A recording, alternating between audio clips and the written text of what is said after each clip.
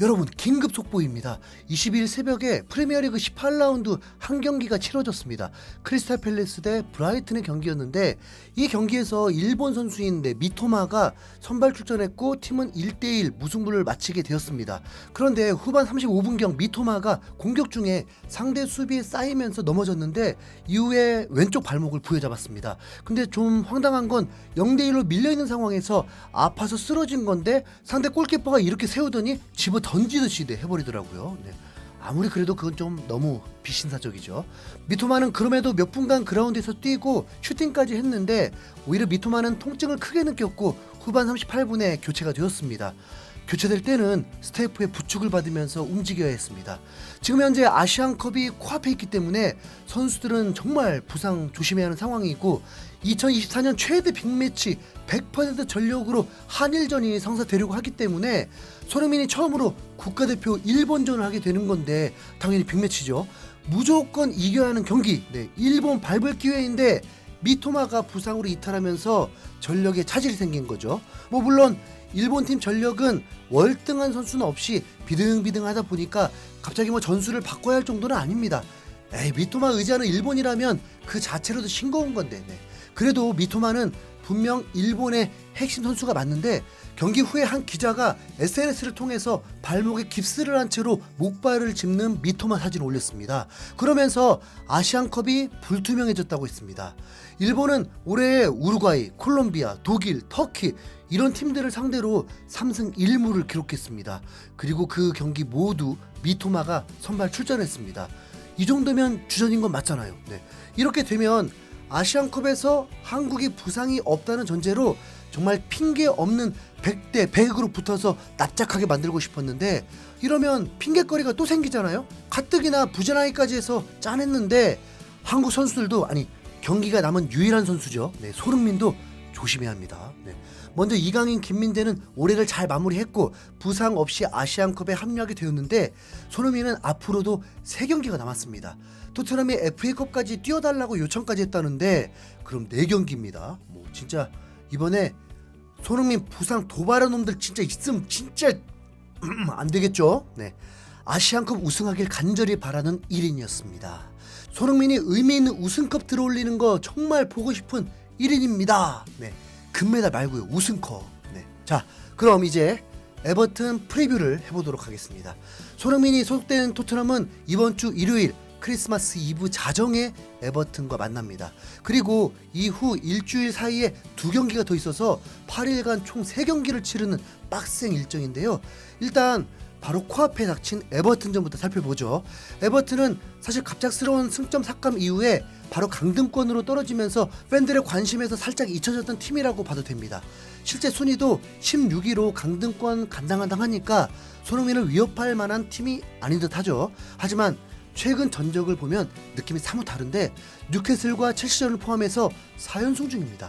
올 12월에 치른 리그 4경기를 모두 승리하면서 마치 각성이라도 한 듯한 미친 성적인데 그 와중에 토트넘이 에버튼을 만난 겁니다. 에버튼은 뉴캐슬을 3대0, 첼시를 2대0으로 강팀들에게도 위협적인 두 팀을 상대로 무실점 완승을 거두면서 선전했습니다. 그나마 다행인 건 이 2경기 모두 원정이 아닌 에버튼 홈에서 치러졌던 경기란 점이죠. 이번에는 토트넘 홈인 만큼 저 두 팀들 이겼던 이상한 저력이 발휘되지 못할 수 있습니다. 아직 엔지 감독이 인터뷰를 하기 전이라서 손흥민이 훈련에 불참했던 이유나 또 여러가지 의문을 해결할 수는 없지만 해외 매체들에서 이번 대결을 어떻게 보는지 그 예상부터 한번 모아봤습니다. 먼저 딱 숫자로 승률을 알려주는 통계 매체인 옵타가 예상한 토트넘의 승률은 56.2%, 무승부 확률까지 포함하면 81.3%로 웬만하면 토트넘이 승점을 얻는다고 봤습니다.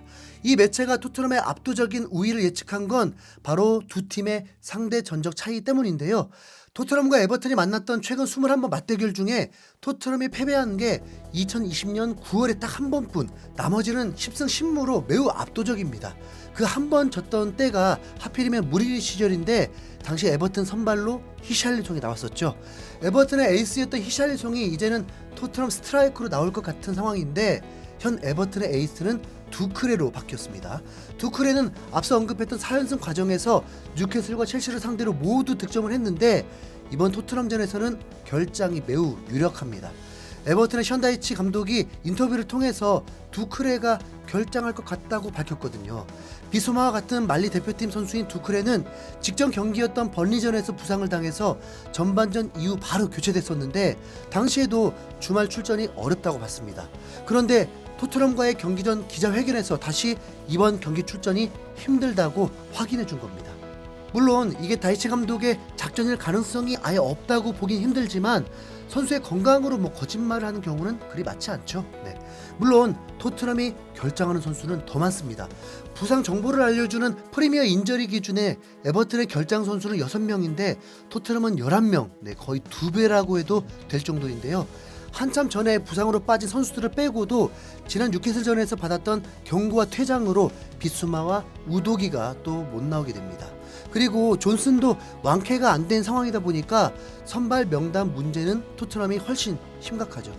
그러나 옵타가 토트넘의 우위를 예측한 건 바로 손흥민과 클루세스키가 있기 때문입니다. 옵타는 올 시즌 공격 과정에서 기원 횟수를 1위부터 10위까지 공개했는데 현 리그 1위인 아스날의 핵심 선수인 웨데구르와 사카보다 클루세스키와 손흥민이 더 많은 공격 작업에 참여했을 정도입니다. 그러다 보니 11명이 결장하는 토트넘 상황에도 옵타는 토트넘의 승리를 예측한 거고요. 영국의 공영방송인 BBC에서도 이번 승부를 토트넘의 승리라고 예상했습니다. BBC의 예언 문어로 유명한 크리스 허튼은 이번 경기 앞서서 점수를 예측했는데 3대1로 토트넘의 승리를 점쳤죠. 서튼은 이 경기의 예측이 매우 힘들다면서 이건 훌륭한 경기가 될 것이며 예상하기가 매우 어렵다. 다이치 감독은 에버튼에서 놀라운 일을 해냈다. 지금까지 활약은 올해의 감독상을 수상할 정도다.